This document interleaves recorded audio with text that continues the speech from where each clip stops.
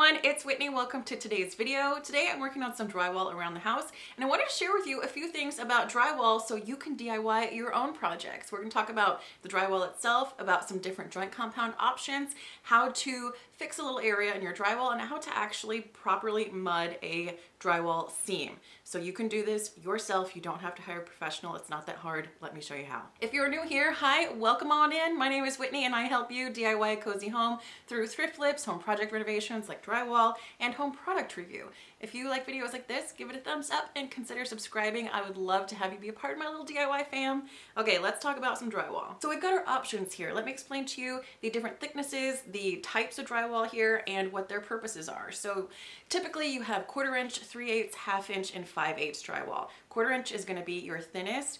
It is best for kind of skimming if you have old plaster walls, but you actually want a look of a drywall finish. Instead of taking all of that plaster off and re-putting up drywall, you can use the 1/4 inch drywall to kind of put right on top of your plaster so you have the look of drywall without the work of removing all of the plaster and the lath and the wire mesh that's in there.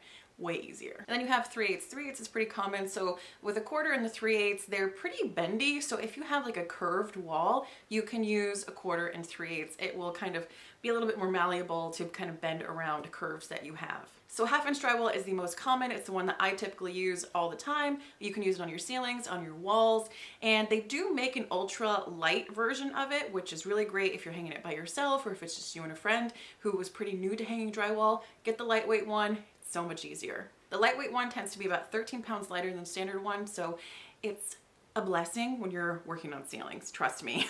Now 5/8 is typically fire resistant and it also acts as a sound barrier, and I've seen this used on ceilings quite a bit to help if there happens to be a fire on the first floor. It will kind of retard that fire just enough to get the people on the second floor out, so it's kind of like a fire break, and it also helps with soundproofing. So if you got noisy neighbors, you'll be happy you put up 5/8 inches drywall on your ceiling.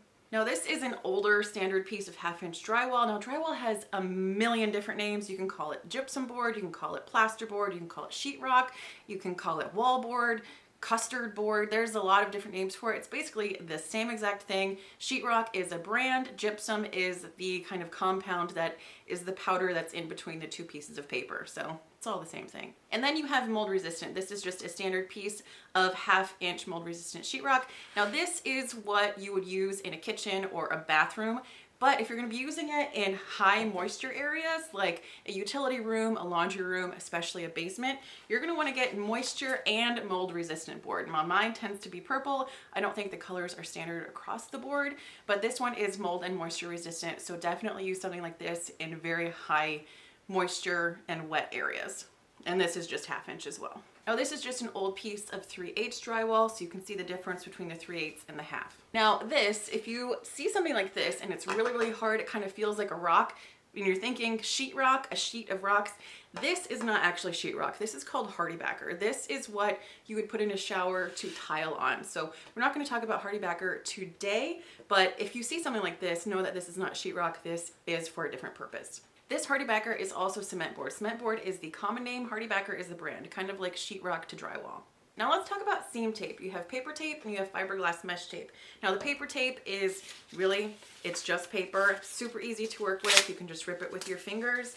And now this stuff is pre-creased, so you can use it just flat like this, or you can crease it if you're doing interior corners. So you can just, a little tip is to get this wet before you put it on. Just dip it in some water, kind of wring the water out, and then you can pre-crease it and lay it right in your corner, and it helps you get a nice clean interior corner. Now on exterior corners, you're going to want to use corner bead. I don't have any of that to show you. I'll put a picture up here on the screen. That helps with the exterior corners. So if this is your exterior corner, you put a piece of metal corner bead on it, you screw it in, and then you mud over that. The corner bead helps protect your corners from wear and tear. I'm going to show you a little portion of the hallway that the previous owners did not put corner bead up when they put the drywall up, and I'm going to show you what happens when you don't put it up. When you don't use corner bead versus when you do. Now this is fiberglass mesh tape. This is regular and this is the mold resistant.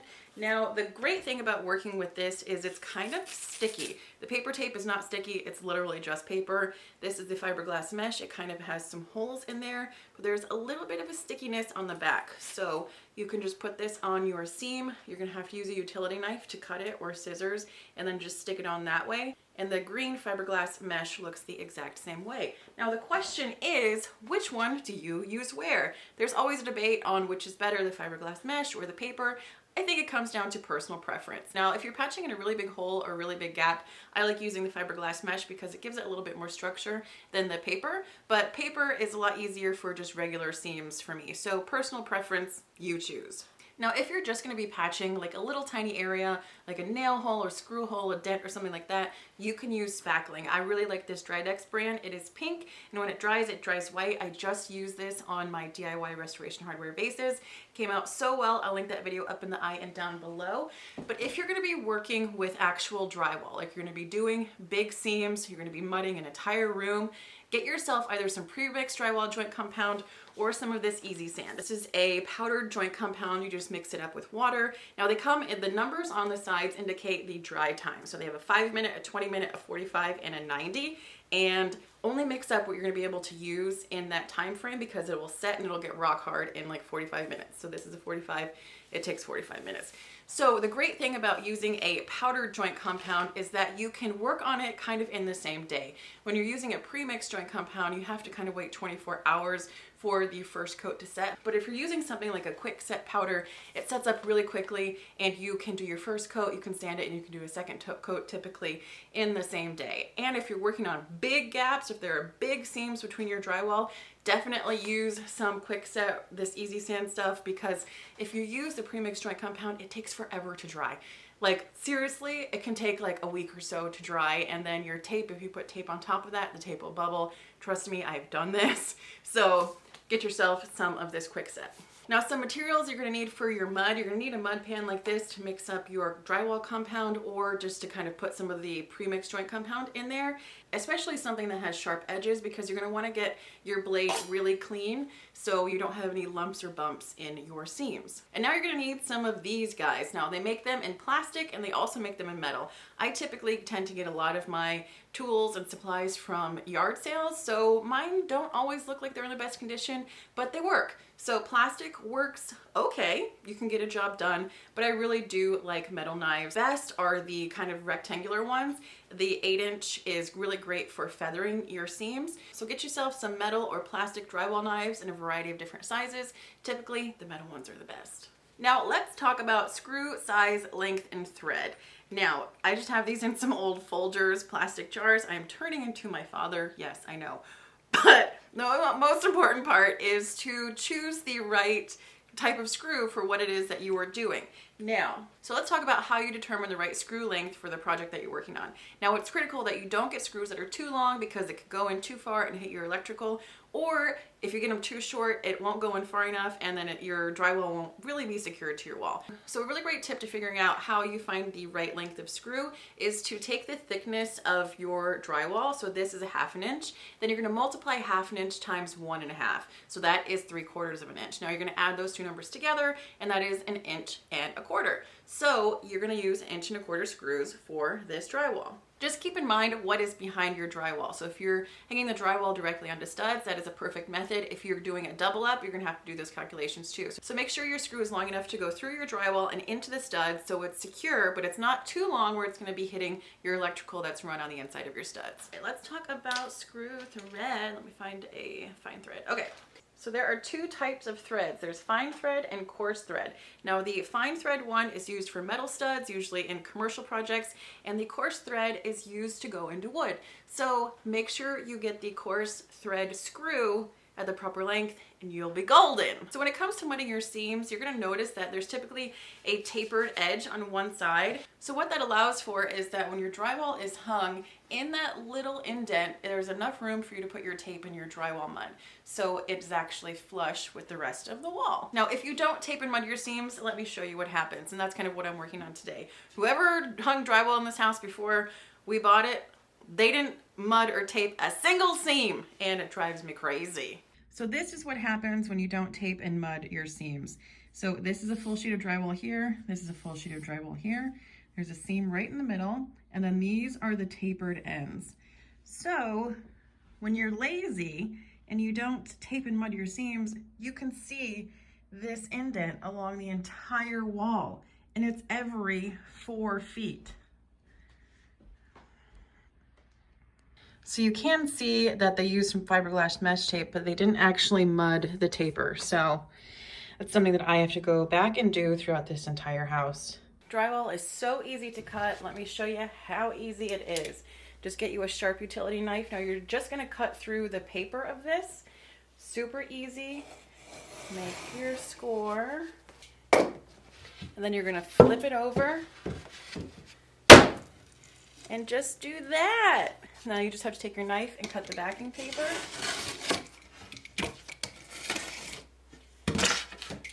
Super duper easy. Now let's talk about what type of drill or screw gun you're gonna need. If you're just gonna use like a regular drill, you can do it, but it's gonna be a little bit harder because you need your screws to be kind of countersunk in your drywall so the screw heads don't stick out. Now this is a drywall screw gun. I got this at a yard sale for 20 bucks, so keep your eyes out at yard sales. Now what this does is it helps the screws countersink into your drywall. So let me show you an example. You can get it in there and countersink it in there, totally fine.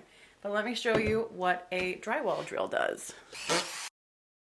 So this one was done with a regular drill. This one was done with a drywall drill. So you can get the same thing, but the drywall drill is super fast. It's so much help, especially if you're working overhead. And I highly recommend getting a drywall screw gun like this.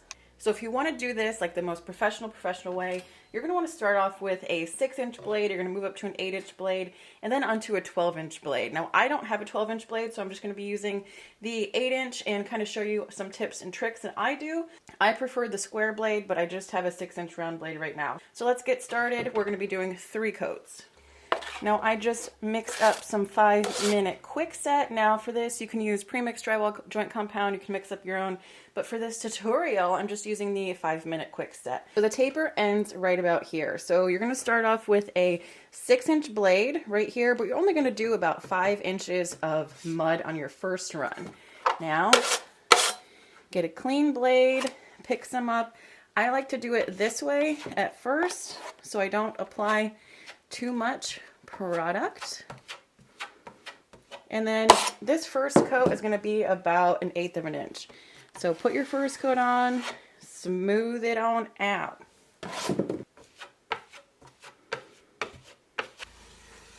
Smooth that on out of there.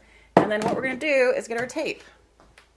So for your tape, you can just kind of hold it up, measure how much you need, rip it that way. Our little trick of the trade is to use your blade. Bada bing! We got a nice clean cut.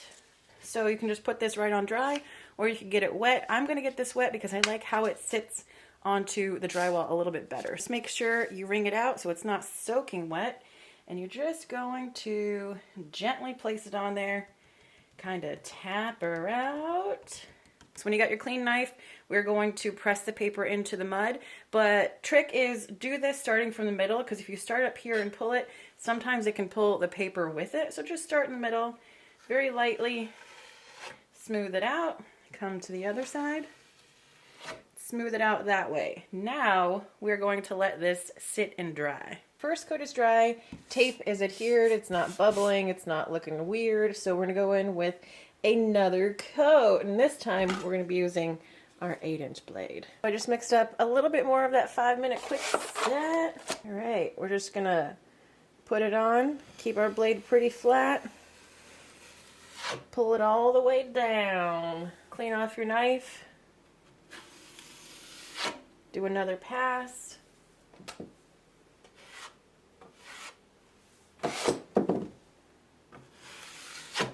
All right, now we can clean up the sides. And then we're gonna feather. So basically, one more pass, clean off your blade, So we're gonna feather the sides out. So what you're gonna wanna do is keep the corner kind of pressed down and keep the middle up so you don't dig any grooves in here. So just like that.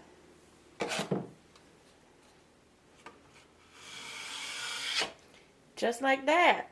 The first finishing coat is dry. We are going to go in with our second finishing coat. For this part, you really should have a 12-inch blade because you want your kind of finished area to be 10 to 12 inches, but I only have an 8-inch one.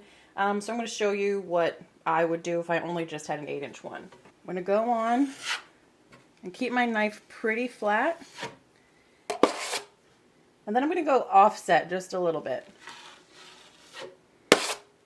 A little bit more. Offset just a little bit, and then smooth it on out.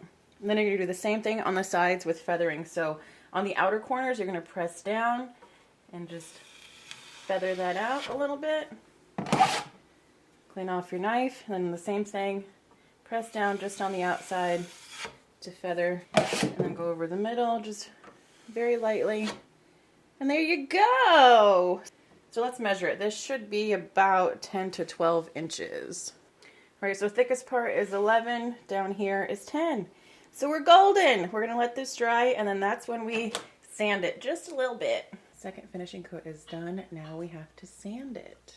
So you can use a regular sanding block like this, or you can get yourself a pole sander. This is really great if you are working overhead. An extension pole screws into here, and then you can sand that way. When you're sanding, I like to go diagonal instead of up and down because it doesn't create little grooves in your main part. It offsets it just a little bit.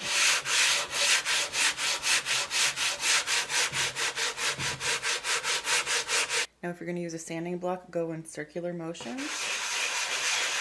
Now you can also wet sand. You can go in with a sponge like this. This is for tiling. I use this in my video where I tiled those vases. But you can, first of all, just clean up your dust, but make sure it's wet but totally wrung out because you don't want a ton of water. But you can kind of go in circular motions and wet sand, just like this. Finished product right here and right here are good examples of feathering. This would have been way easier if I did have a 12-inch blade, but you know, we're working with what we got. Now, am I going to get hired as a professional drywaller? No. But I just wanted to encourage you to try it yourself, see how it goes, and let me know. So I did some work in this hallway right here was that tapered channel. I patched it in with a couple layers, and I've already primed with my PVA primer. And down here, this was the second groove. So right here is where that one taper was. Totally flat, seamless. There's no indents, it's not raised. We're good. So I just have to paint this up and this hallway will be finished. If you guys like videos like this, give it a thumbs up and I'll see you all on the next one. Okay, bye.